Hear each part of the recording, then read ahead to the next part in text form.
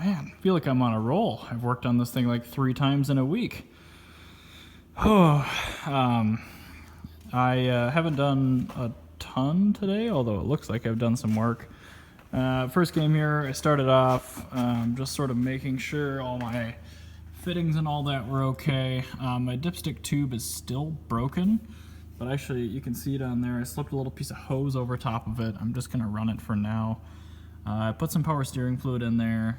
I started it again and worked the wheel around back and forth just because that pressure fitting down on the frame rail on the other side, it has like a weird black compression. I don't know, it's got like a tooth thing in it to hold all the pressure. It just doesn't seem like it would do the job, and it felt a little bit loose. So, but anyway, it seemed to hold pressure. It's not leaking, so that's good. The little clip on the brake booster vacuum line. That guy right there wasn't super healthy, so I put just some blue RTV on it about an hour ago, just to make sure we're nice and sealed up. I did put on the rear exhaust brace.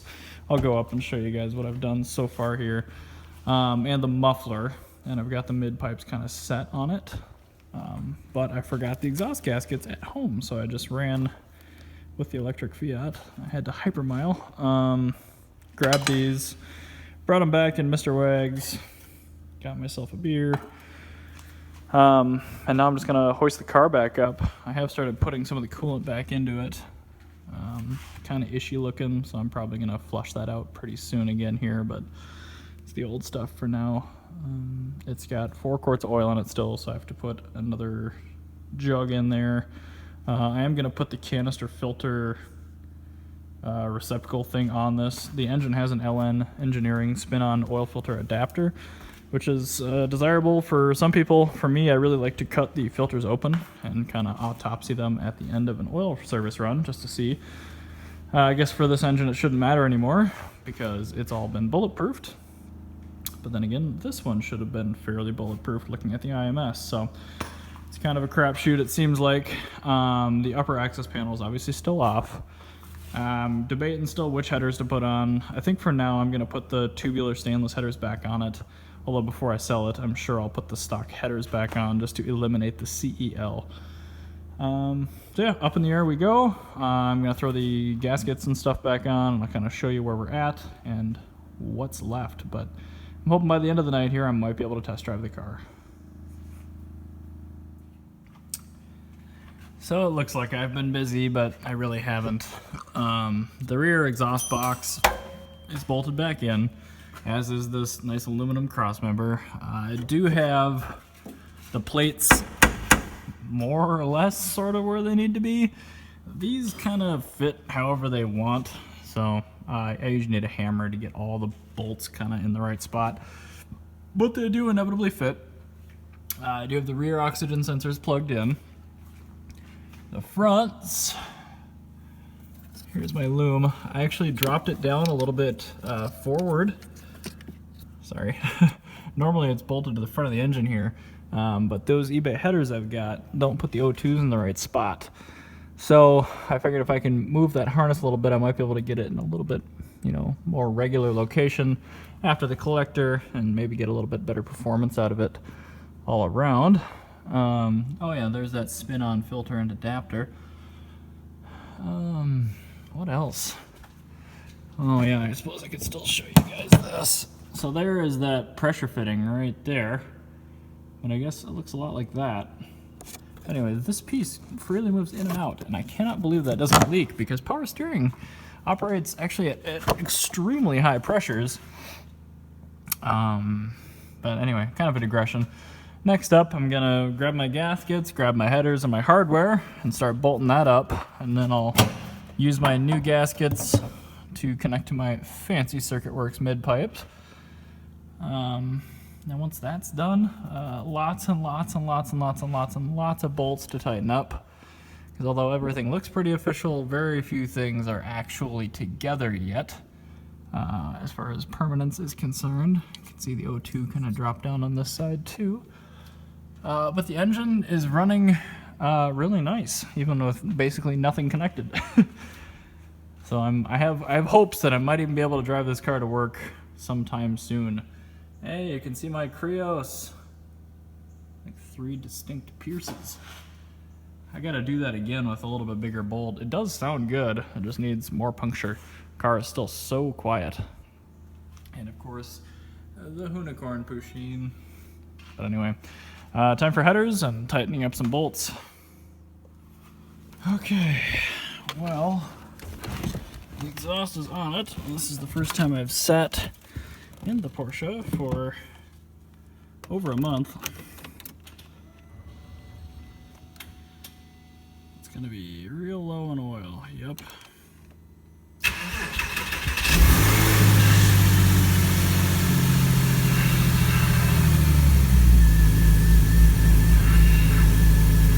Power steering sounds mad. I'm gonna make sure the clutch and stuff works.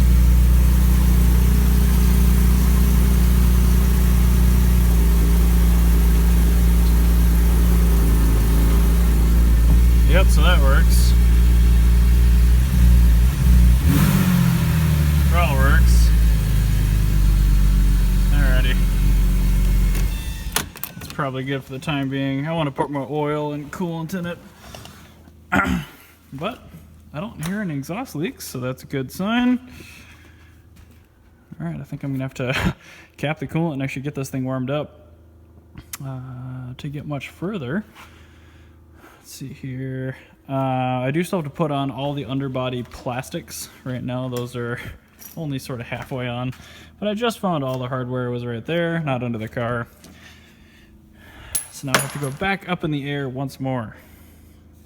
I don't know how many times this car battery will start this thing. It's starting to feel a little weak. Woo! Light at the end of the tunnel, but definitely not quite there yet.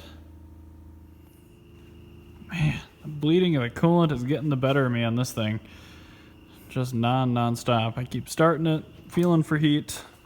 I get a little bit, and then it kind of goes cold, and it comes back. Stop the engine. Fill it up with the bleeder cracked. On this car, the bleeder is right there. Obviously, coolant cap's right there. I'm also kind of at a loss because my temperature gauge on the dash does not work. However, I think that's because I went under the car. And there's a 2-pin sensor right here, whereas this donor engine's got a 4-pin. And the wire colors are not quite congruent, so I'm gonna have to go dig through ECU pinouts tonight, try to figure that out, but I'd like to just get it bled out.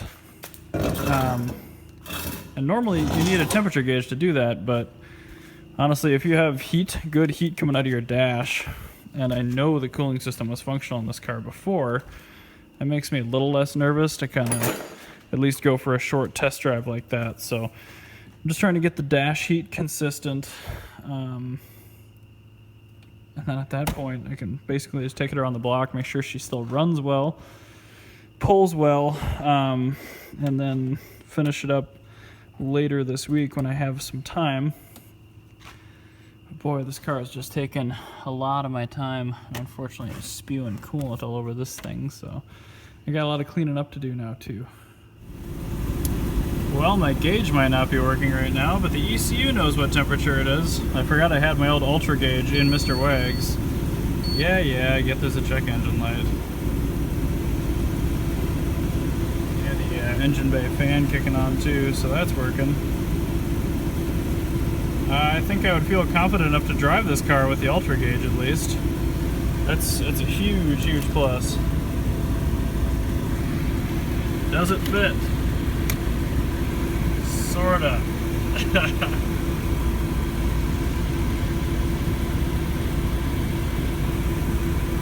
Still though, it looks like the cooling system is working, so that's good.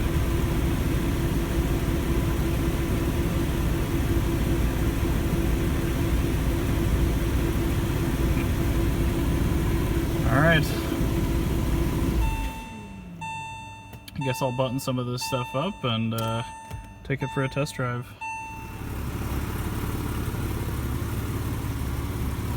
It's almost like a real car again. So things still need a little bit of adjusting on the soft top, but she's running. Coolant temp is good. This thing really doesn't like the DTCs. I think there's a way to turn off that alarm. I will definitely look into it, but take this thing for a quick little test drive. It's been almost 2 months, I think, since I've driven it, so.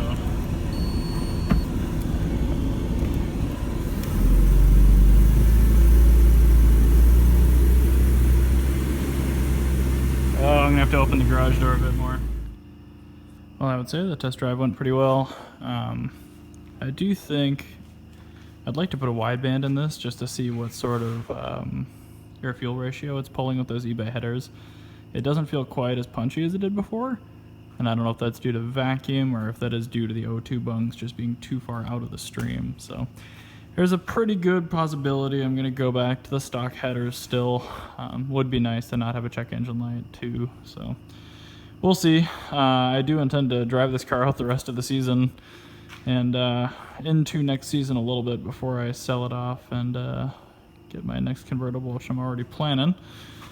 But it drove really nice. The engine's way quieter than that one was, so that leads even more to believe that that's going to be a timing chain that I'm going to find that ate through a guide. I will autopsy this.